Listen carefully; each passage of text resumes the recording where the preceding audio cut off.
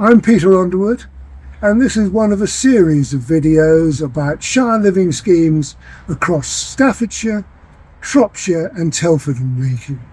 We're going to be looking at the places, at the people who live there and at the people who work there.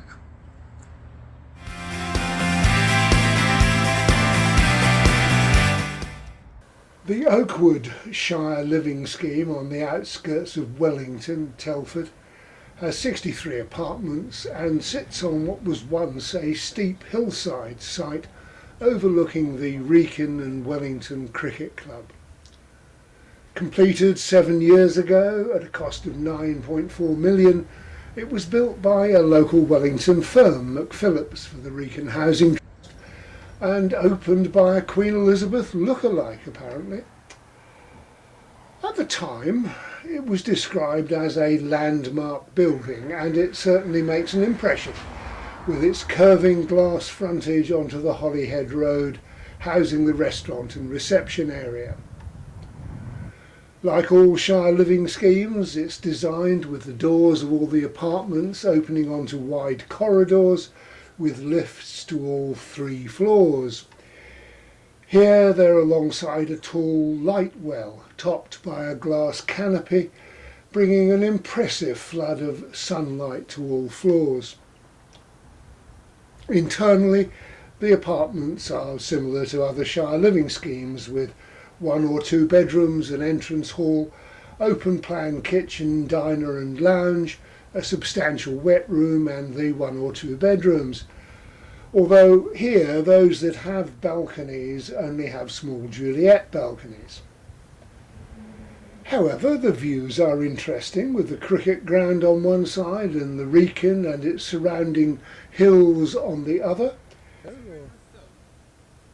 The 2.5 acre site was extensively landscaped, with 15,000 cubic metres of earth dug out to flatten the site, which rose to 4 metres high at the back originally.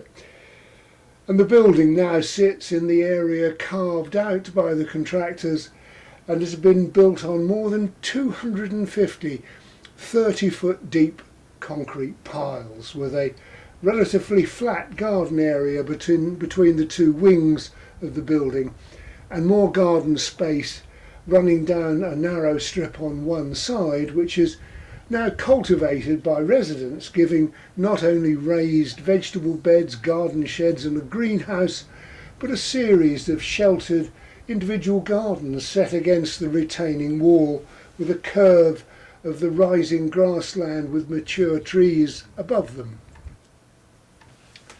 In fact, stonework recovered from a redundant 19th century Black Country Railway bridge was used to build a roadside wall for the frontage onto Holyhead Road.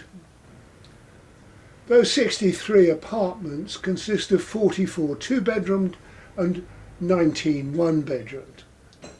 In addition to that attractive restaurant area inside the curved glass wall, which also caters for visitors from the surrounding community, there's a residents' lounge directly above, also with views out over the same cricket ground, popular on fireworks night. It has a coffee bar organised by the residents themselves and the usual facilities for games and crafts, and seems well used by the people who live here.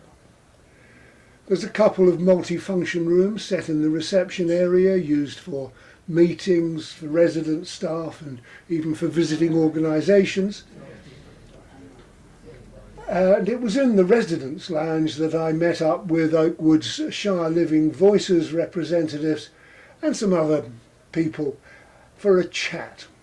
And whilst every resident I spoke to told me they had made the right choice in moving to Oakwood and were happy here, it was equally clear that the echo of past conflicts between some residents and earlier managers still reverberate for some. It was the right place for Yes, you. definitely. Because you got the company. Yeah. That's one thing you do miss when you're living on your own. Yeah. Is the company. You know you're talking to people you know, Yeah. the same age as yourselves, and which have got common sense like that, like some of the youngsters these days. So, I mean, it's a good place to be when you're on your own. Oh, definitely. Yeah. I've got some good friends. I've got some good neighbours. Yeah.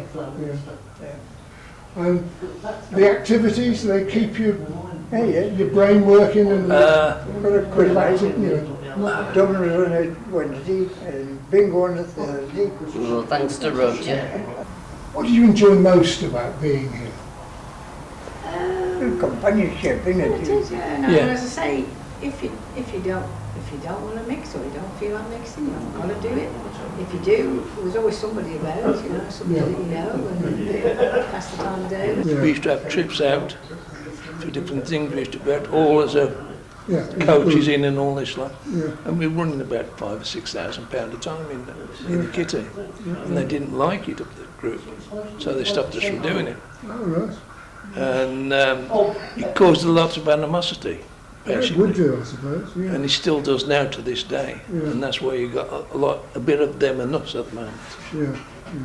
It is getting better, Yeah. but it's still there. Yeah. They got With our I've friend, had more of a social life since I've been here than I've ever had. And I did 25 years in Madeley. I did 25 years on Sutton Hill. Yeah. But coming in here, it's been a whole new life. Other residents, of course, are completely unaware of these irritations and unstinting in their praise of the life that moving to Oakwood has given them. So you've only just moved in how long ago? A fortnight ago. Oh, so really, first impressions, what's it like? I'm wishing I'd done this sooner. Yeah. Why? I lost my partner 12 months ago, and I reckon if we'd have been here then, Phil would still be here now. No, because he'd have the extra care that he needed. Well, there's more activity going on. Yeah. But no, I'm wishing I'd moved sooner. I made loads of friends. Yeah. And I'm really happy. Peter. Do you take part in a lot of the things they have going on here? Well, it's bingo night tonight, and I'm playing bingo. I'm really happy. The carers, everybody are really very good. Scheme manager David Williams has been in place just over 2 years and was previously at Elmwood, the scheme in Stafford. He's the fourth or fifth manager at Oakwood and understands the difficult balance between encouraging residents to live the life you choose, as the advertising has it, and ensuring that his scheme obeys all the rules set by the multitude of regulatory bodies who monitor places like this. It has all the normal Shire Living facilities and such like, which makes people feel comfortable and at home. I think that's what I'm hearing. I think so, yeah. I think we've got lots of activities going on, both events that my team put on, and the tenants are great here as well because they run a lot of their own events such as bingo, quizzes and coffee mornings, and we try and work as much as possible with them just to put on the best events that people actually want to come to, and things are well attended. I mean, you'll be aware there's a certain amount of residual resentment, I think is probably the best way of putting it, over the trips and things that used to be organised by tenants but were curtailed in the dim and distant past. Yeah, I mean, I think one of the issues with the trips that now the Katrina Pooler puts on is they're so popular, people find it difficult to get a spot on them. But I mean, The tenants here used to organise their own, they tell me. I think that used to happen prior to me being here. Yeah. Like I'm saying, I'm making more of an effort to work with the tenants to build up the pots of money that we have got, which are raised from events, and that's going to be then put forward to tenants to ask what they would like, and then what we can do to help improve that situation. Maybe run some trips ourselves from the scheme, just to put on things that people would like to do. Yeah. What's your role? Are you a leader here? Are you a partner with the tenants? Are you in charge or are they in charge? I think it's a little bit of give and take. Obviously, my role is service manager. I'm here to kind of oversee what's going on. I don't see it as being autocratic. I think it's a partnership. Obviously, we have the final say of what's happening, but we want to make sure that tenants' views are listened to, and we're helping to deliver services that they want. So. And that they have the freedoms to do what they want. Within reason. Yeah. If it's for the benefit of the team and it's an inclusive activity or an event or something that they want to put on, then we'll fully support it. If we think that it's not going to be for the benefit for everyone, then we'd be having discussions as to how we could make that possible. Okay, anything I've not allowed you to say that you desperately wanted to say? Not really. I mean, it's an enjoyable place to work. We've got some absolute amazing tenants here, some definite characters.